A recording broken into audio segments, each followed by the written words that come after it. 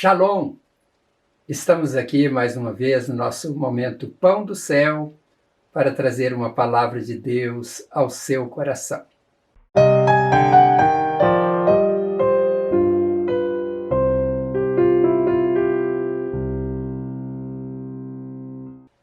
O tema da nossa reflexão de hoje é: Eu vim buscar e salvar o perdido. Você sabe quem disse esta frase? Se sim, te faço outra pergunta. Você sabe quem são os perdidos? Na reflexão de hoje, vou dar uma resposta para estas perguntas e peço para você ficar comigo até o final, pois é muito importante que cada um identifique se está ou não no grupo dos perdidos, e caso esteja, deverá pular fora deste grupo imediatamente. Se por outro lado você já sabe que está fora do grupo dos perdidos, é importante você também ouvir esta reflexão para alertar outros sobre o grande perigo que estão correndo por fazer parte do grupo dos perdidos. Dito isto, eu quero começar então dando a resposta da primeira pergunta que fiz, que foi: quem disse a frase, eu vim buscar e salvar o perdido? Esta frase foi dita por Jesus Cristo, o Filho de Deus. Ele disse isto em duas ocasiões.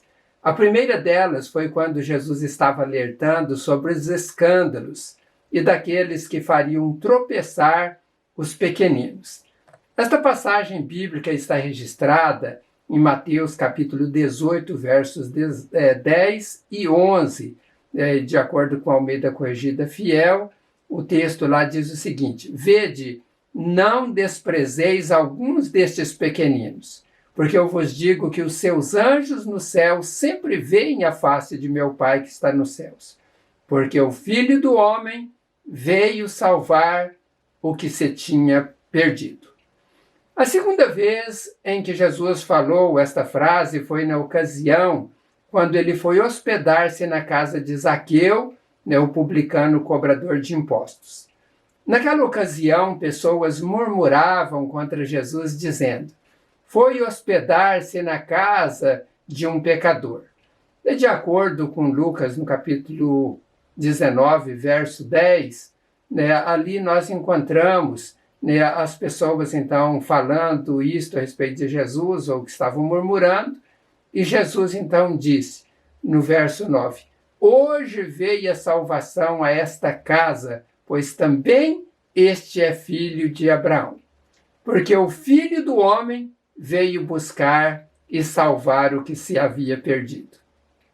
Eu quero, com base nesse texto de Lucas 19, verso 10, destacar algumas palavras muito importantes nesta nossa reflexão. A primeira palavra delas é a palavra quando se refere a Jesus, quando o texto diz, o Filho do Homem veio buscar e salvar o perdido. Este Filho do Homem se refere a Jesus Cristo, Filho de Deus, o qual nos amou de tal maneira que se entregou na cruz em nosso lugar para pagar os nossos pecados perante Deus e assim nos salvar. Isaías profetizou isso aproximadamente 700 anos antes de Cristo, que de acordo com o texto lá no capítulo 53, verso 5, ele diz, e eu vou citar de acordo com a nova tradução da linguagem de hoje, porém ele estava sofrendo por causa dos nossos pecados, estava sendo castigado por causa das nossas maldades. Nós somos curados pelo castigo que ele sofreu.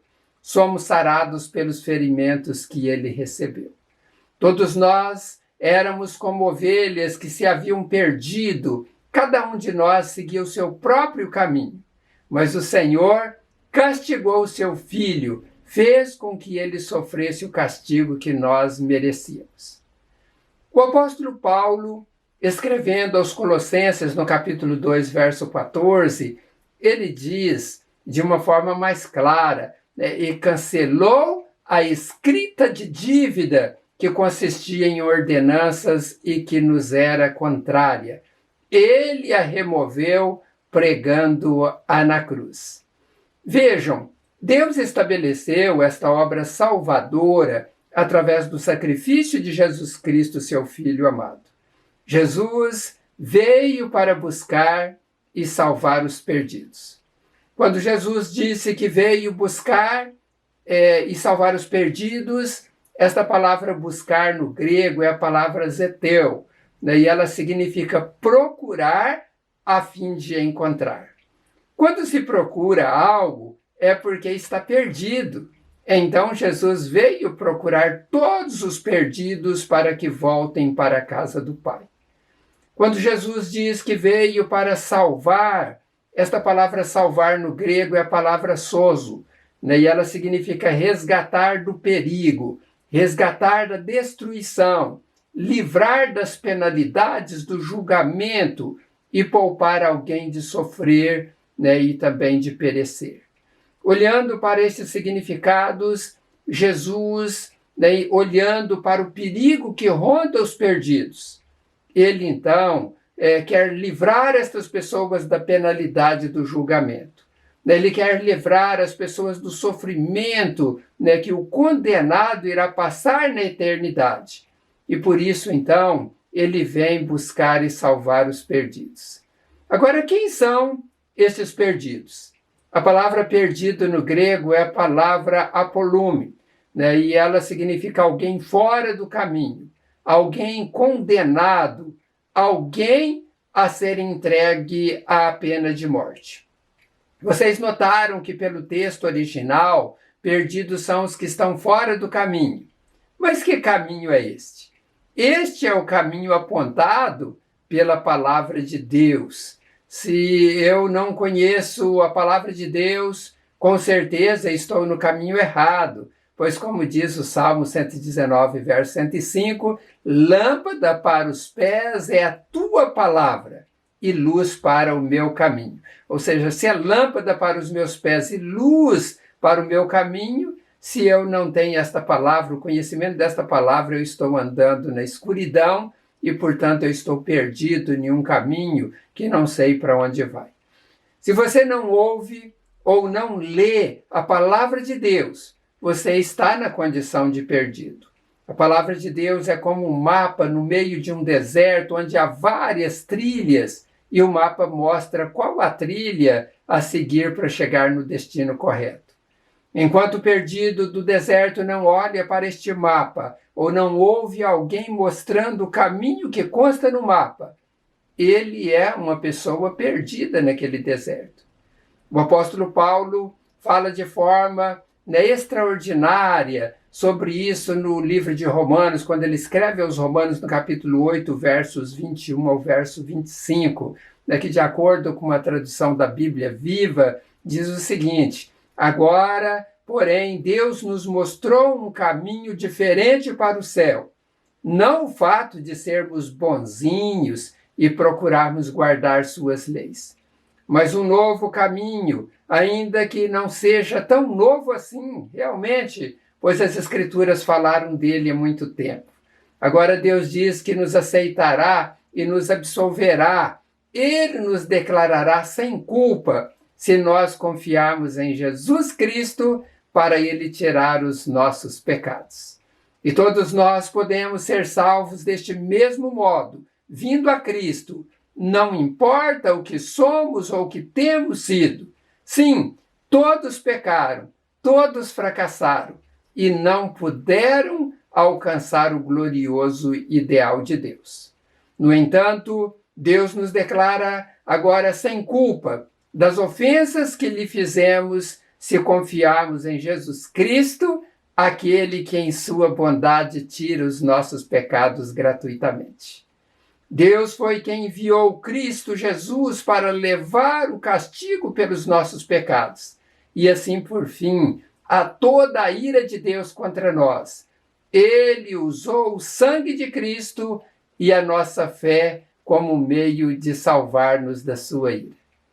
Vocês entenderam o que a palavra de Deus está dizendo neste texto? Conforme diz o verso 23 deste capítulo que lemos de Romanos 8, e de acordo com a Nova Versão Internacional, Todos pecaram e estão destituídos da glória de Deus. A Bíblia diz que somos concebidos em pecado, já nascemos com o pecado adâmico, herdamos o pecado original. À medida que o ser humano vai crescendo, ele vai pecando e acumulando cada vez mais pecado sobre a sua vida. E neste caso, enquanto o pecador não se volta para Cristo, ele continua como perdido, ele continua fora do caminho.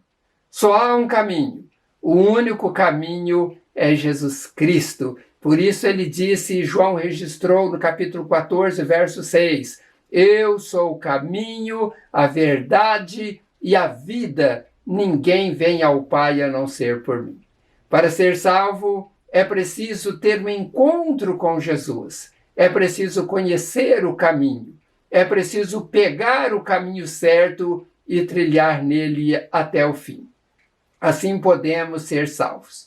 Paulo mostra claramente isso no texto que vimos em Romanos 8, 22 e 23, quando ele disse, todos nós podemos ser salvos deste mesmo modo, vindo a Cristo, não importa o que somos ou o que temos sido. Sim, todos pecaram, todos fracassaram e não puderam alcançar o glorioso ideal de Deus. Este é de acordo com a Bíblia viva.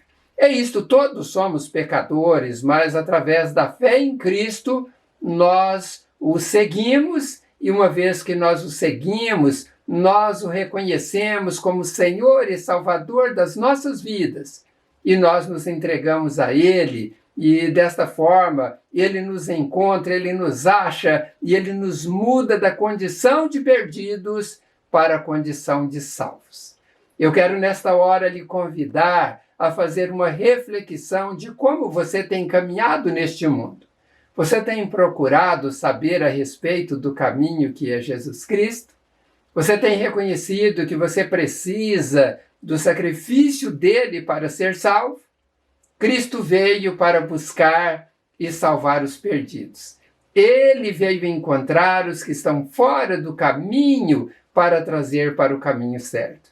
Mas para que uma pessoa seja alcançada por este Jesus, é preciso se render a Ele, é preciso entregar o coração para que Ele entre neste coração, para que Ele faça morada neste coração e reine neste coração.